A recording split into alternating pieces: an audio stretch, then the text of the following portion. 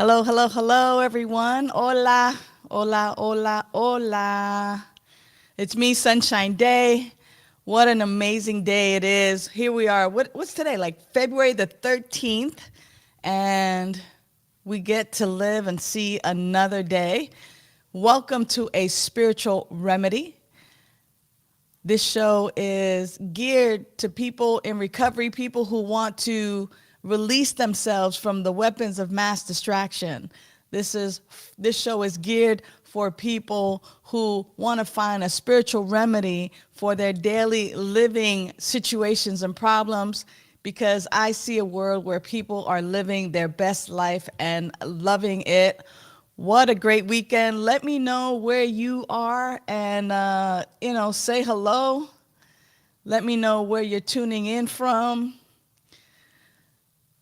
Hello, buenos dias, querida. Bertha says, buenos dias, querida. Translation is good day, beloved. Querida, one who I care for. So good to have you with us today, Bertha. Thank you so much. What a weekend. I'm not sure how many football fans there are out there. I am a football Super Bowl person.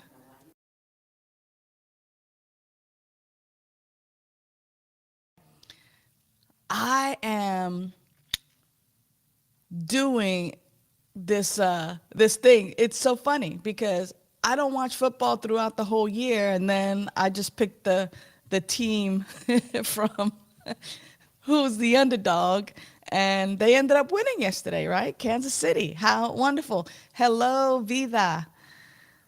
Hello from Vida. Vida Spiritual Learning Center is the center that teaches you spiritual tools for your personal transformation. We have some classes that are coming up pretty soon, and I'll tell you about them in a little bit. Good morning, Nancy. Yes, it is going to be a great day. It already is a great day. Here's what I want to talk about today. Today, I want to talk about the things that we make up and how that puts us in a spot to to not actually be in reality. Okay, so here's what I mean. What I mean by that is that we have these thoughts, these ideas, and we act as if they are true for everyone or true, period. So, for instance, I furrow my eyebrows like this, I stomp my feet, I get up, and I walk out of the room. What do you make that mean? What do you make that mean?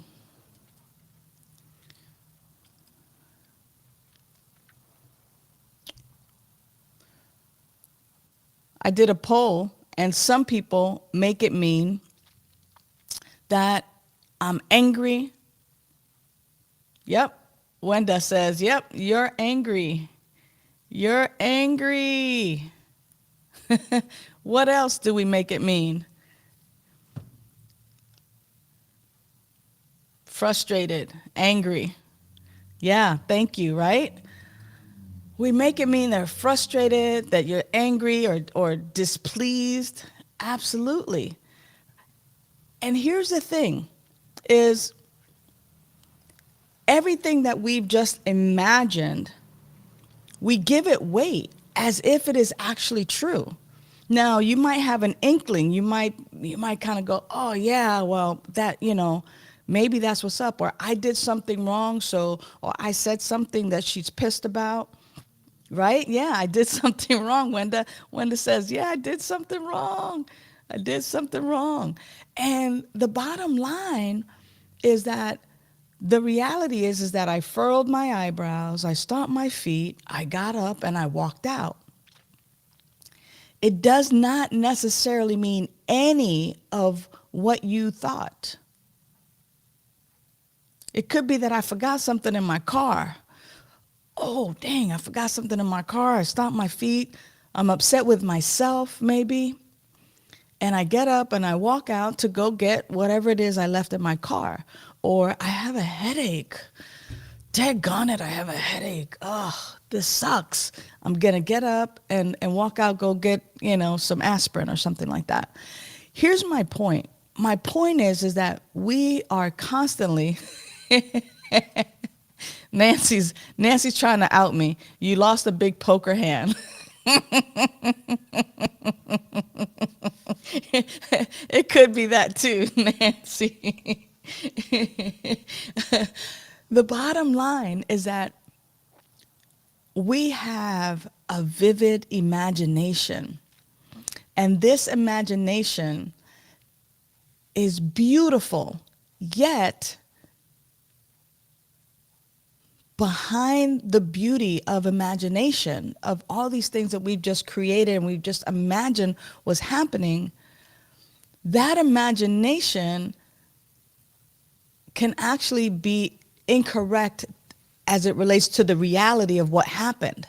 So instead of us making up a bunch of stuff and then being incorrect about it, we can stay curious. Sunshine, I noticed you furrowed your eyebrows, you stomped your feet, you got up, you walked out. Are you okay? Is everything okay? Staying curious allows us to actually make better connections outside of making those assumptions. She's mad, she's angry, she's frustrated, she's displeased, she lost a big poker hand. The Eagles lost. The Eagles lost. you know, that's so. How does this work in day-to-day life? Well, in day-to-day life, the way this works is we notice with our eyes, with our ears, things that happen. And if we could just stick to the noticing, oh, I noticed this went down, and notice then, what do I make it mean? And does it really mean that, or is that something that I made up? I make it mean that someone's mad at me, that they're angry at themselves, that they lost something, I did something wrong. We make it mean all kinds of things, but without actually verifying it, without actually getting clear on that, we're just making a bunch of stuff up, but then we're believing what we made up. Here we go, replying to Wenda. Here we go. Let's hide those. I don't know who that is, and so we don't need to pay attention there. Here's the deal. When we are noticing that we make up things, it's important for us to pause and kind of go, what is it that I'm making this mean? Does it really mean that? Because now what we're doing is we're behaving in ways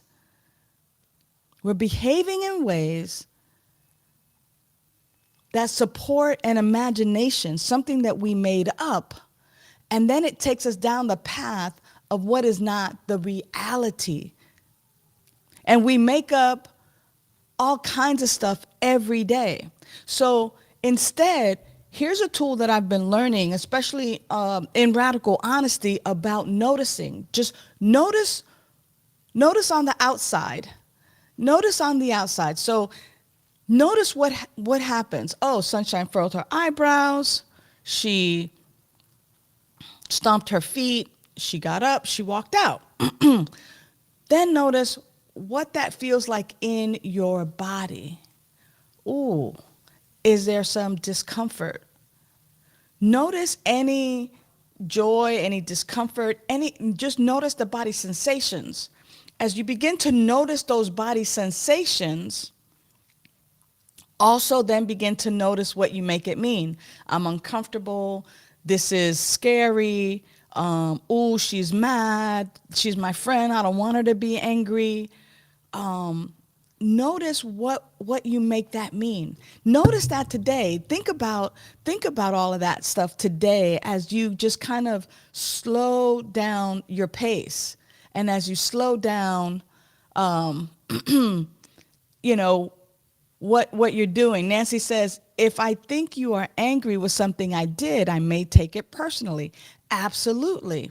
And so here's what happens, Nancy. And thank you for saying that, right? You're going to take it personally. So when you begin to take it personally, now there's energy between us. And that energy that's between us begins to stay between us, meaning it is in the way of any real connection. And that's why staying curious, staying interested. Hey, I noticed that you did this, this, and this. I judge that to mean, or I make it mean that you're angry, but what's really going on? Are you okay? Or I noticed such and such. I noticed you did da, da, da. What's really happening for you? Would you care to share? Or if you want to, share with me, that would be amazing. So notice how often in our relationships, right? Because the weapons of mass distraction that I talk about and that I talked about last week also are the imaginings, the things that we make up on a regular basis about our relationships that distract us from actually connecting and being connected to one another, being interconnected, right?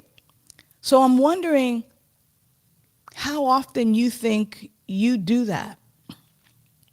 I'm wondering how often we are already quickly jumping to conclusions and not necessarily being the observer, noticing, and then talking about the noticing. I'm wondering how that happens for you. Because there is a spiritual practice that can help with that. And I want to be able to talk about that right now. So I'm just kind of wondering, hey, does that happen for you? Does that happen for you? Can you notice right now that that is something that you engage in on a regular basis, that kind of jumping to conclusions, that kind of imagining and then believing the stuff that you made up, and how that gets in the way? If anybody would care to share that, that would be awesome.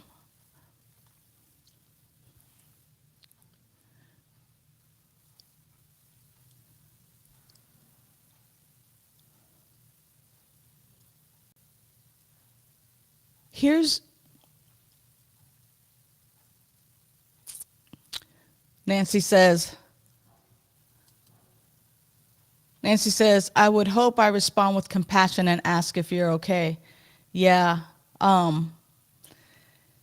Yeah. And I get you, right? I would hope I would respond with compassion and ask if you're okay. Wenda says, I think our human nature is to just do that. I am much better than I used to be. Yeah. Yeah. Sonny Cantrell Smith, hey dog, says, totally agree. My mind wants to always go to the worst scenario. Wow, I'm noticing that about myself too, that I catastrophize. And it's just like, oh no, this is going to happen. Right? Jeanette Bronson, what's up, JB? Kayla says, coming from that point of trauma, that's a natural reaction.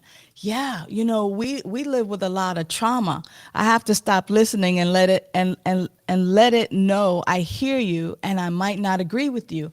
Yeah, like it's quite interesting. So here's what we get an opportunity to do. When we notice that we're making stuff up, that we're catastrophizing, that we're creating the worst scenario, we get to be honest with ourselves. We get to do three things. Here's the thing, is it's like, notice what's happening on the outside of you, or notice three things on the outside of you. So I notice my books, I notice my ring light, I notice my camera, right? Notice three things that's happening, or, one or two body sensations. I notice that my hands are sweaty, my toes are tingling. I think they're a little bit chilly this morning, right?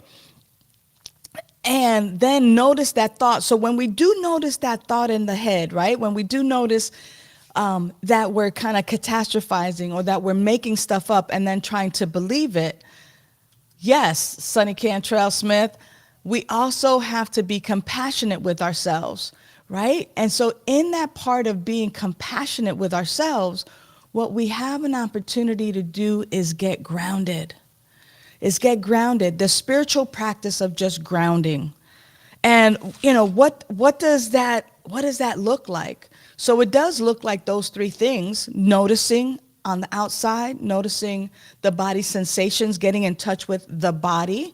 Too many times people, especially Kayla, thank you JB, around trauma, nobody wants to get into the body, but the body holds trauma. The body, has that experience. We don't want to relive that. It's that fight, flight, or freeze, or fawn, right? But how are we compassionate with ourselves? We recognize that the thoughts that we're having, the imaginings that we're having, are not necessarily based in reality. When we get to pause and breathe. And in that pausing and breathing, if we can gently remind ourselves that the answer does lie within,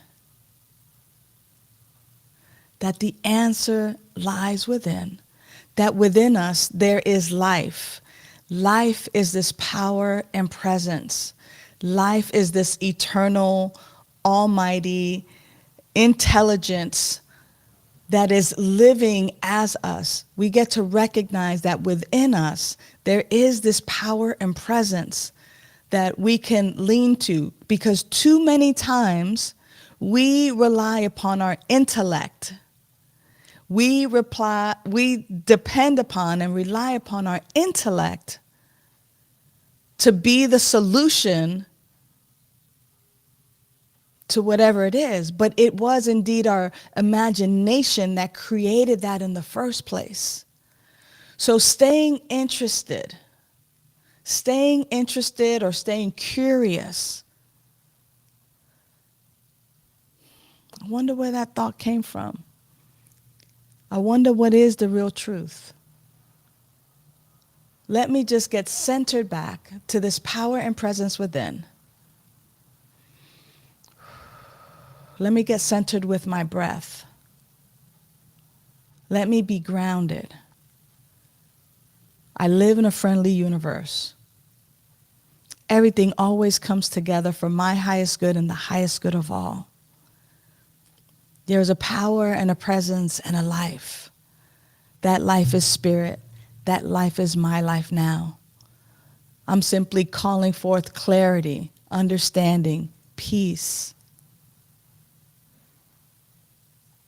Calling forth peace in my body, peace in my mind. Bertha says that the affirmation that she uses, life is a pattern of wholeness, and all the details fall into their right place and are completed with ease. Imagine that when we're in that upside down where we've imagined that someone is angry or mad at us, or there's something wrong with this situation. Imagine if, in fact, we were to simply say, life is a pattern of wholeness, and all the details fall into their right place and are completed with ease. Imagine doing that. Thank you, Wenda. Wenda says, thank you, Bertha, for that affirmation. I appreciate you for that. That's beautiful. Wenda says, with intention, our breath will bring us right back to our true nature of love. My true nature is love. My true nature is love. And so in these times and in these moments where we begin to recognize that we're upside down, that we've just made up something that isn't necessarily based in reality. That the reality is you furrowed your eyebrows kind of came together, you stomped your feet, you got up, you walked out, and that it doesn't mean what I think it means. Let me find out what it means. Let me find out. Let me stay curious. Let me get centered and know that everything is working together for our highest and our best, right? Everything's in that pattern, right? Wenda says, everything is always working out for me. Thank you, universe. Yeah, everything's always working out for me. Nancy says, I normally respond to perceived anger and retreat. I want to respond differently. Thank you for this. Absolutely. Thank you for watching. Yeah, this is the thing is that I notice how I respond. I withdraw. So I withdraw my love. I'm like in protection mode. What's going on? What's happening? Am I okay? Or, am I going to be okay? And so this is exactly what we want to notice so that we can respond from love, so that we don't have to respond from our trauma, that we can actually respond from the place of love. So, beloveds, thank you so much for tuning in today. We can talk about this forever. I just wanted to make sure that you have an opportunity to participate in our gratitude list on a regular basis. Text me your gratitude. I text you my gratitude right back. You can do this at 562-928-6460. And it's one-on-one. It's not a group text, so you won't be getting ding, ding, ding, ding, ding.